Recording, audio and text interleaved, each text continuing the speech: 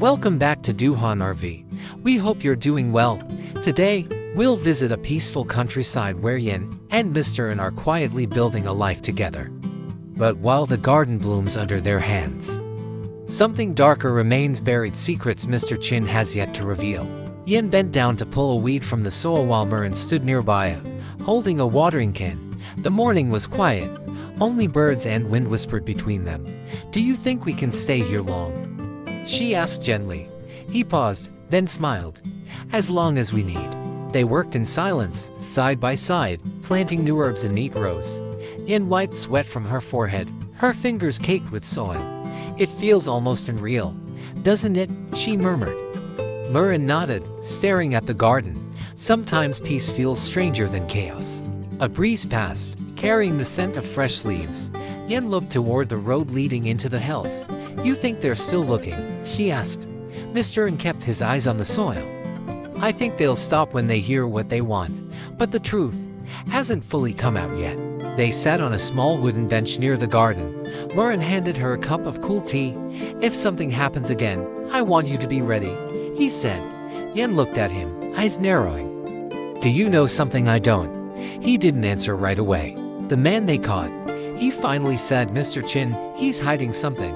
I can feel it." Yin held her breath, lips parted slightly.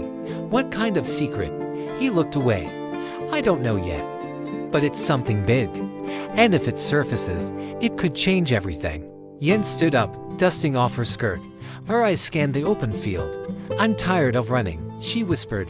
Mr. An walked behind her, his voice low. "Then we don't run anymore. We prepare."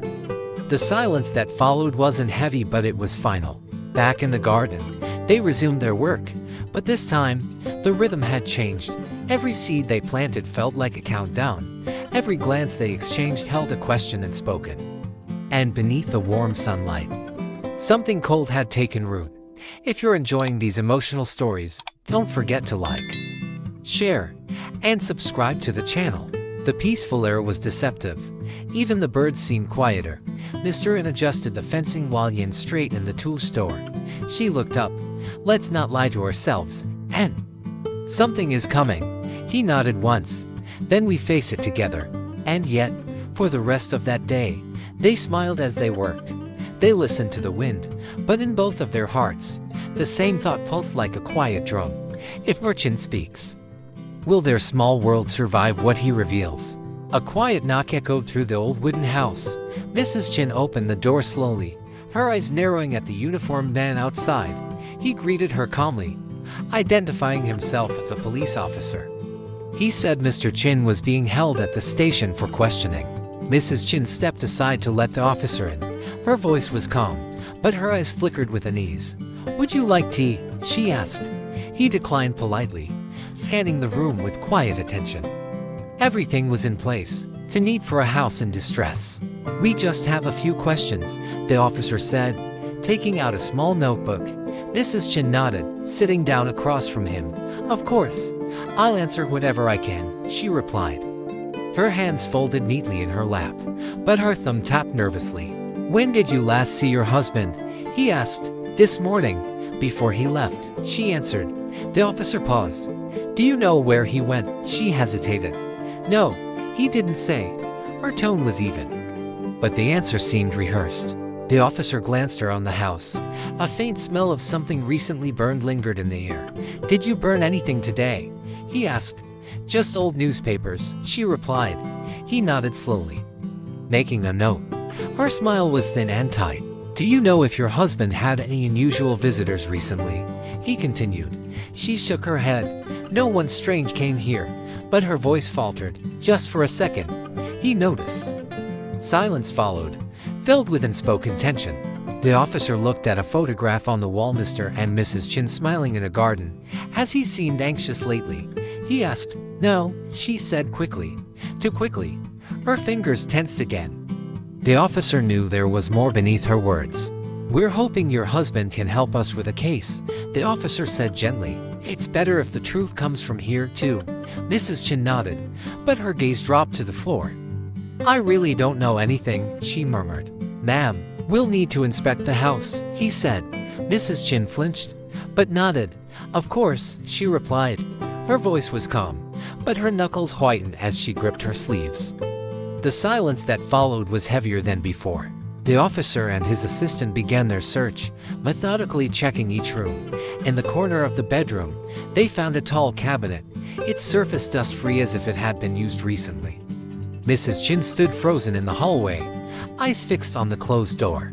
Inside the cabinet, files were stacked neatly. The officer carefully pulled them out, one by one. Some papers looked old, others recent. Bank records, land documents, and strange photos with people's faces blurred. One folder caught his eye. Inside was a contract signed only by Mr. Chin with no company name, a property transfer, or something else. He photographed everything. "We'll need to bring these in," he said, voice firm. Mrs. Chin said nothing, her face pale. Behind the folders was a hidden compartment. The officer pried it open gently. Inside lay a small black notebook, its leather cover worn. He flipped through its pages, names, dates, and amounts. Transactions, payoffs, it was too early to tell, but it felt dangerous. Mrs. Chin finally stepped inside. "That's my husband's old business journal," she offered weakly. "He kept it for taxes." The officer didn't reply. He just kept reading. On one page, the word Han appeared. His eyes narrowed. Coincidence or connection? The deeper he read, the darker it got. One name repeated often, circled in red, a man they suspected but could never prove. This was the first real lead. The officer took a deep breath, then placed the notebook in an evidence bag. They moved on to the drawer beneath. Inside were keys, old letters, and an envelope labeled emergency. It wasn't sealed. The officer opened it. Inside was a single photo, Mr. Chin with a man whose face was scribbled out in ink. The officer turned to Mrs. Chin. "Who is this?" he asked. She looked at the photo, then looked away. "I don't know," she whispered, but her shaking hands said otherwise. He noted it, another lie perhaps, another wall to tear down. The search ended, but the mystery deepened. "Thank you for your cooperation," the officer said as he left. Mrs. Chin nodded silently, watching the car disappear. Inside her chest, secrets weighed heavy. She had protected more than just her husband. The officer stood outside for a moment, watching the house behind him. Something didn't sit right. Mrs. Chin's cooperation was too clean, too rehearsed. He'd seen it before, people hiding guilt behind perfect manners. This wasn't just about Mr. Chin anymore. Inside the house, Mrs. Chin closed the cabinet slowly. Her hands trembled, but her face was unreadable. She had practiced this role for years, obedient wife, silent shadow. But deep down, she knew this game could not last forever. The officer reviewed the photos on his phone. One document had a number linked to another case, one involving smuggling. A chill crept down his spine. If Mr. Chin was connected to that, then Mrs. Chin knew more than she let on. Mrs. Chin poured tea with steady hands, but her breath hitched when she heard the front gate shut. She knew they'd be back. What she hid in that notebook was only half the truth. The other half was still under the floorboards.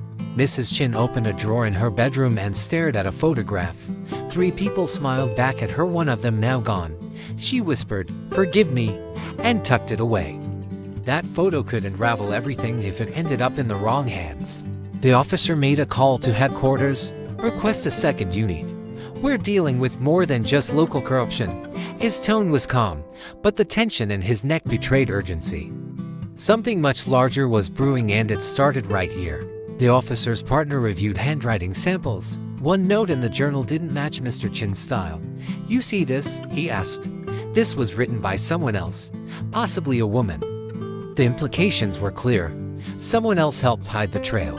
Rereading the name Han in the notebook, could this be the same Han the girl from the village had mentioned? If so, they were chasing shadows of something far more dangerous than they imagined. As night fell, the officer typed up his report, but something kept nagging at him. Mrs. Chin hadn't just covered up for her husband. She had hesitated only when asked about that blurred-out photo. Who was the man she refused to name, and why? What secret could shatter everything if it came to light? Who was that man in the photo? And why did Mrs. Chin fear him more than the police? Find out in the next episode. Don't forget to like, subscribe, and turn on the bell for more.